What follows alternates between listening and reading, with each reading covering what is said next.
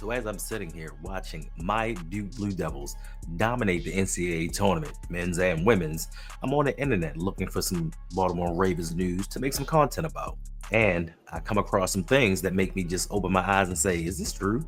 So I had to do some research and look into it. The most shocking thing to me was the Baltimore Ravens have the most wins in the NFL over the last 7 years and not make a Super Bowl appearance. They are leading in the category of having 78 wins over the last 7 seasons and not to make a Super Bowl appearance. And that is number one in NFL history. So the Ravens make history again, but not in a good way. And this started me thinking about why is that?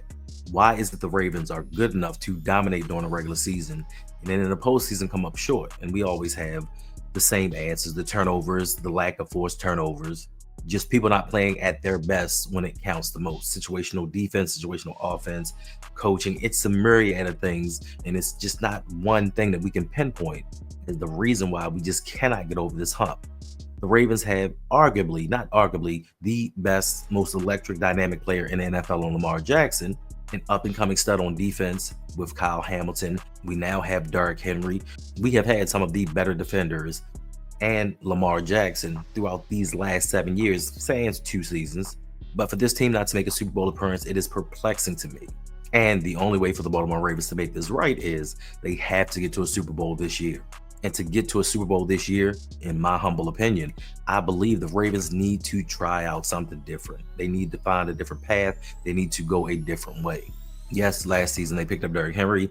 This season they acquired DeAndre Hopkins, but something's got to change. We need to stop going into drafts getting projects. On the Baltimore Ravens website, they've released their first unofficial depth chart. And looking over this roster, yes, we have a very solid core. There are a lot of key pieces around, but just looking at it, just on paper, having it laid out in front of me, it brings a lot of questions. And we have Lamar Jackson. So there's really not too much to worry about during the regular season, because when Lamar Jackson starts, we win 12 and a half games. That may be good enough to win a division, good enough to get a top 3 seed, and we're going to make the playoffs. That's almost a given outside of injury. But looking at the depth, looking at the starting projection is what kind of had me go, ugh, this could be a tough season unless the Ravens do a little bit more free agency and nail this draft. I can't specify enough. The Ravens have to get this draft right. We don't have a backup tackle behind Ronnie Stanley. We don't even have a backup tackle behind Roger Rosengarten. We're starting Andrew Voorhees. Then looking at the defense, we have Odafe Owe and a 34-year-old Kyle Van Noy. And behind him, we have a bunch of projects. Yes, Tavius Robinson has outperformed his draft status. I think he's going to be something in a couple years when he gets stronger, gets some more reps. But outside of that, we don't have much going. We missed on the David Ajabo. We don't know what we're getting out of Adisa Isaac. Like, we don't have a lot of help or a lot of replacements when it comes to pass rush. Then looking at the cornerback situation, we have Nate Wiggins and Marlon Humphrey. And yes, we went out there and got Awuzie, but he has not been healthy over the last 4 seasons. So depending on him to actually stay healthy and get things done is a cause for concern. I know we have TJ Tampa and Jalen Armour-Davis, 2 guys who throughout the beginnings of their career have not stayed healthy themselves, and we don't know what we're getting out of them. So for me, the Ravens cannot go into this draft and draft off potential. They need to get proven commodities that know how to play the game of football. Because if the Baltimore Ravens do what they normally do, that 78 is going to put them at 90. They're going to have 90 wins over the last 8 seasons. And hopefully we can make a Super Bowl run, because it is unacceptable to be that good in the regular season and then come postseason just fall flat on our faces year after year after year. No blame, nobody, but still, something collectively has to change. Our mindset has to change, our philosophy, the work ethic, something has to be different.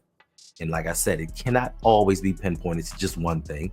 There are a lot of reasons why this happens, but it happens.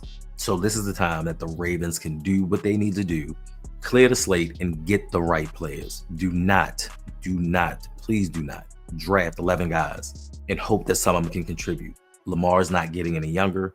We cannot wish and pray for health each and every season. Now, we hope for it, but you can't pray for it every season. If you remember, we're one of the most injured teams for a few seasons. Like, we just couldn't shake this injury bug.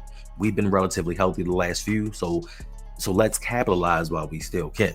And then I ran across an article talking about recency bias has people missing the mark.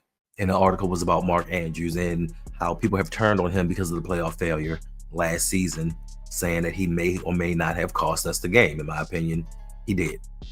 I mean, they love talking about Lamar Jackson's 2 turnovers, but essentially, he had 2 turnovers himself. He lost a fumble, and dropping that 2-point conversion was a turnover on downs because he did not make the play. So that's 2 turnovers for him, 2 turnovers for Lamar, but they love skating over the fact of what he did.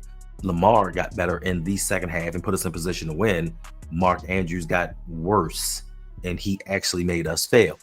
But that's not my problem or my issue with this article. My issue is talking about recency bias being a reason that people have turned on Mark Andrews. And it's not that people have turned on him. What it is you have an aging, still productive tight end who in the biggest moments does not do what he's supposed to do. And for me, the issue is he came in with Lamar Jackson. So no one has more synergy with Lamar than Mark. That was his go-to guy for years. When the Ravens failed at getting wide receivers, when the Ravens decided they did not want to get weapons and started taking people away, Mark Andrews was the one constant. So Lamar knows Mark Andrews. And for all the heat that Lamar gets for his playoff failures, Mark is right there making zero impact. The truly first year of expectation in 2019, Lamar had 512 yards of total offense. People don't talk about that. Yes, they lost the game. Where was Mark Andrews? So it's not recency bias. We have 8 playoff games where Mark Andrews, Lamar's top target, is averaging under 40 yards a game. He has 0 touchdowns. He has 8 drops.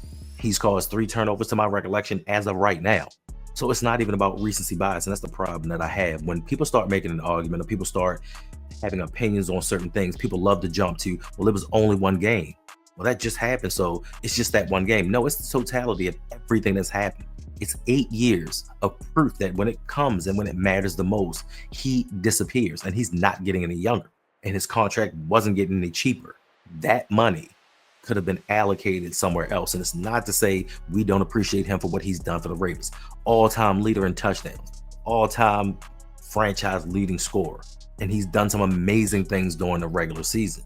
But when we need him the most, when we need him to be that all-pro or that superstar tight end that people want to say, top 3, not 3, he doesn't show it. And the reason that I have issue with all of this is because I, unlike a lot of people, am a fan of football. I watch other teams, I watch other franchises, I see what's going on. And to me, and not saying that everybody has to build their model like this, the New England Patriots. The Patriots got rid of people a year sooner than they should have. They could see a decline in players and they moved on and retooled from them. And one of the biggest ones was when they let go of Lawyer Malloy right before the start of the season. Their starting safety, they cut him right before the start of the season. I think it was like a week or so before the start because he had no time to go to a new team and really prepare. The team didn't like it. The players were disgruntled, but they did it. And they went on and won the Super Bowl again because they identified, listen, instead of holding on to sentimentality and saying, well, you know what, he's one of us, he's Patriot for life, which they may be. He is not here for the interim in the plans of this team going forward. So we need to make moves to get better as a team. Us, we love our players and we want to hold on to them for as long as possible, even when they are not as effective. And Mark Andrews was extremely effective catching touchdowns. He had 11 touchdowns. You can't take anything away from that. But when it comes to the postseason, where did those 11 touchdowns get us? And people say, well, we can't get to the postseason without Mark Andrews. Bullshit. We have Lamar Jackson, and he has done far more with way less. I'm pretty sure those 11 touchdowns sprinkled in would have gone to somebody else. Zay, Bate, Derek, Isaiah, somebody would have got those 11 touchdowns. And I'm not trying to minimize his importance to the team. What I'm trying to highlight is there comes a time where you have to say, all right, he's my favorite player, but he's not helping us get to where we ultimately need to go. 7 seasons, 78 wins, 0 Super Bowl appearances. First all time in NFL history. That is truly, truly unacceptable. And I could understand if we weren't a winning franchise. But 78 wins in 7 seasons. 2 of those seasons, Lamar Jackson got hurt. So if he'd have stayed healthy for both of those seasons, we would be in the 80s. We would have 80-something wins in 7 seasons. One of the winningest franchises over the last 7 years. But we cannot even sniff a Super Bowl for some reason. It starts and it ends with the draft. and also personnel decisions made. Sometimes you have to make that hard decision. And not saying that the Ravens aren't going to move on from him, because draft day, who knows what they're going to do? They're going to move him, Adolph. We don't know what they're going to do, but they have to start making certain moves to get this team in position to be great or greater than it is. Stop getting guys off of potential and start bringing in people with production.